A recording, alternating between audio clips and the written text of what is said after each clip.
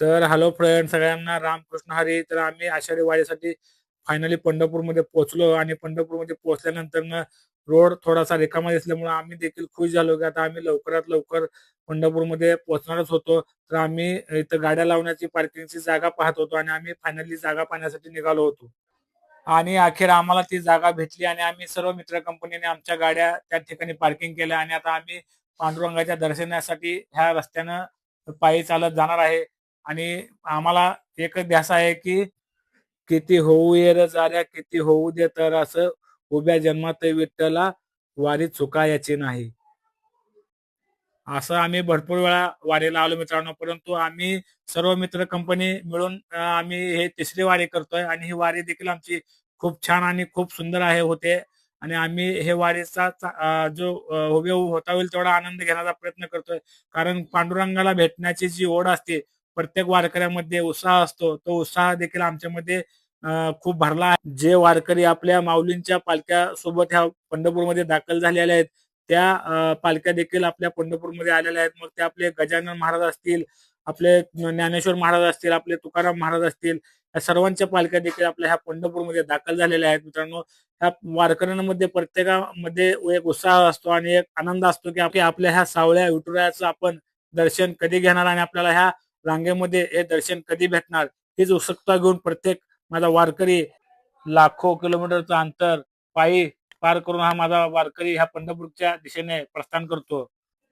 खऱ्या अर्थानं मित्रांनो सांगायला खूप भारी वाटतं की माझ्या ह्या वारकऱ्याची कुठलीही जात नसते, कुठलाही धर्म नसतो. ह्या वारकऱ्यांची एकच जात आहे आणि एकच धर्म आहे, तो म्हणजे वारकरी.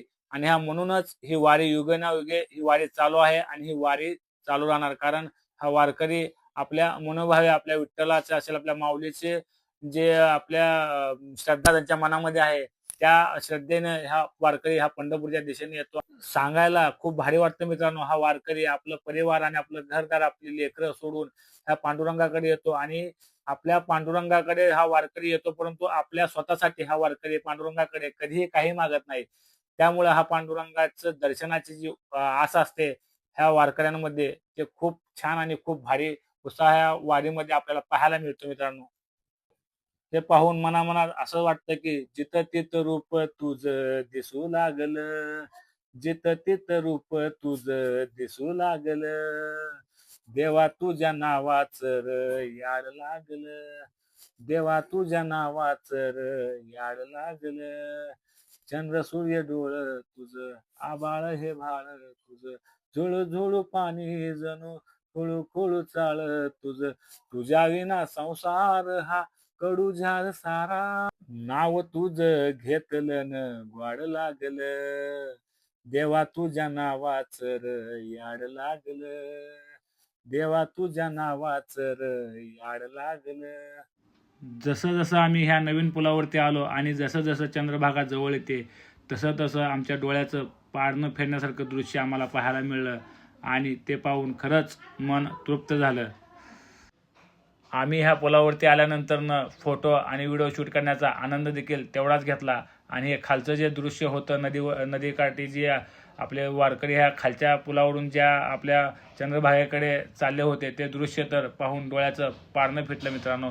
आम्ही खूप मजा केली आणि सेल्फी घेत आम्ही आमचे व्हिडिओ शूट करण्याचा मजा देखील ह्या पुलावरून घेतली. आणि हे दृश्य पाहून खरंच वाटलं की मनाला एक समाधान मिळालं. खरंच मित्रांनो, वारी ती वारी असते, ज्याला कळाली त्यालाच हे वारी कळाली मित्रांनो. आणि आम्ही इथून असं पुढं गेलो. इथून पुढं गेल्यानंतर आम्हाला रीलस्टार सुवर्ण आनंद देखील गाठ पडले आणि त्यांच्याबरोबर देखील आम्ही व्हिडिओ शूट केला आणि फोटो देखील शूट केले.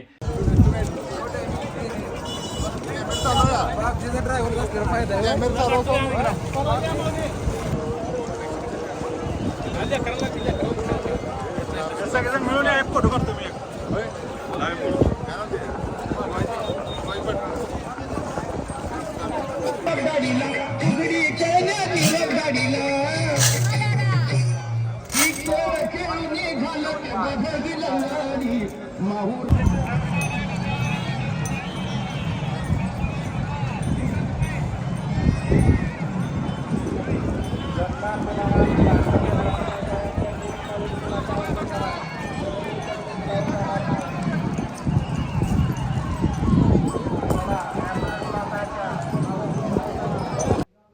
वाळवंटातून आम्ही थोडं पुढं आल्यानंतरनं एक लहानसा मुलगा ज्याचं वय 14 ते 12 असेल, तो मुलगा आपल्या पोटाची खळगी भरण्यासाठी त्यानं जी वेशभूषा केली होती महात्मा गांधीजींची, ते पाहून मला देखील खरंच डोळ्यातून अश्रू आले मित्रांनो. आणि तो ज्या ह्याच्यावरती उभारला होता त्याच्यावरती तो तासोनतास उभारून आपल्या जी पोटाची खळगी भरण्यासाठी जे पैसे गोळा करत होता आणि जे लोक त्याला पैसे देत होती, काही देत नव्हती. तर मित्रांनो, वारी जेवढी सुखदायक आहे तेवढीच दुःखदायक देखील वारी आहे. कारण वारीमध्ये जेवढं सुख पाहायला मिळतं तेवढं दुःख देखील ह्या वारीमध्ये पाहायला मिळतं. त्यामुळं ही वारी आपल्याला खूप अशी वेगळी आणि आपल्या ह्या महाराष्ट्रामध्ये ह्या वारीला खूप महत्त्व दिलं जातं.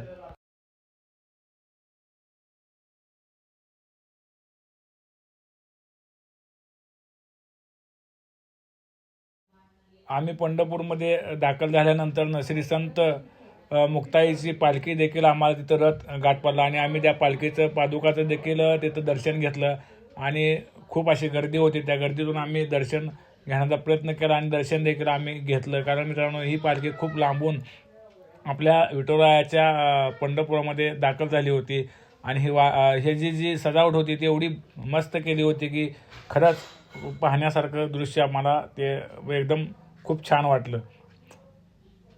आणि तिथून थोड्या काहीच अंतरावरती आपण जर पाहिलं तर आपल्या श्री संत मुक्ताईचा मठ होता. तो मठ देखील खूप सुरेख आणि त्या वारकऱ्यांचा जे वारकरी होते त्या वारकऱ्यांचा जे मुक्काम त्या मठामध्ये होता. तर मित्रांनो, ह्या आषाढी वारीचा सुंदर असा व्हिडिओ मी तुमच्यापर्यंत पोहोचवण्याचा प्रयत्न करतोय. तुम्हाला माझा हा व्हिडिओ कसा वाटला मला माझ्या ह्या ब्लॉगमध्ये नक्कीच मला कमेंट करून सांगा. आणि मित्रांनो, आता आपण इथून जाणार आहे विठ्ठलाच्या मंदिराकडे. तर मित्रांनो, तुम्ही बघू शकता ही जी दिंडी आहे ती मुंबईवरून आपल्या पंढरपूरमध्ये आलेली आहे. तर अशा खूप दिंड्या आहेत की ज्या लांबून आपल्या विठुरायाच्या दर्शनासाठी ह्या पंढरपूरमध्ये दाखल झालेल्या आहेत. ह्या दिंडीचं जे उत्साह होता तो खूप छान आणि खूप मस्त होता. मित्रांनो, प्रत्येक वारकऱ्याच्या मनामध्ये एक इच्छा असते की आपण ह्या नामदेव पायरीपर्यंत कधी पोहोचणार. आम्हाला देखील तीच उत्सुकता होती की आपण आपले श्री संत नामदेव पायरीपर्यंत आपण कधी पोहोचणार. आणि ही वारी जोपर्यंत आपण नामदेव पायरीला जे प्रदक्षिणा घालत नाही तोपर्यंत ही वारी मित्रांनो कधी पण अधुरी असते. कारण ह्या पायरीपर्यंत आपण जर गेलो नाही तर आपल्याला ही वारी कधीही वारी अधुरी राहते मित्रांनो. आणि आम्ही देखील त्या क्षणाची वाट पाहत होतो. ह्या नामदेव पायरीकडे जाण्यासाठी जी गर्दी होती, जे अलोट असा सागर ह्या वारकऱ्यांचा होता, ते पाहून खरंच मन तृप्त झाला.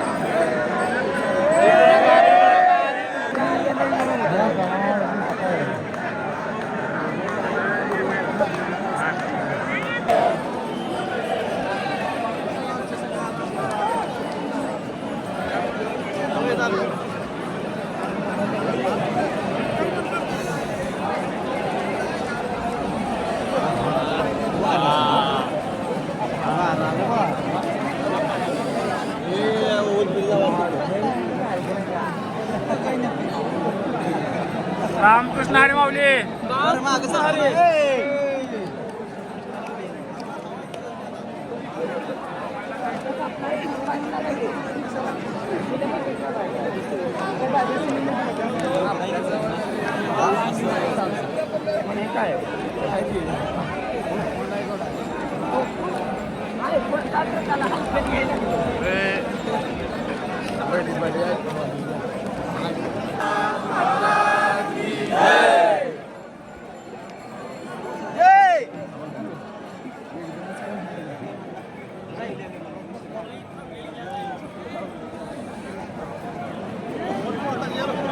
काय नाही आज कुठं जायचं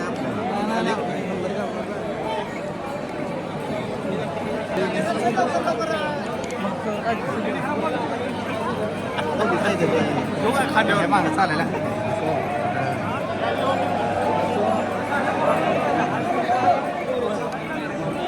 बापाला मोर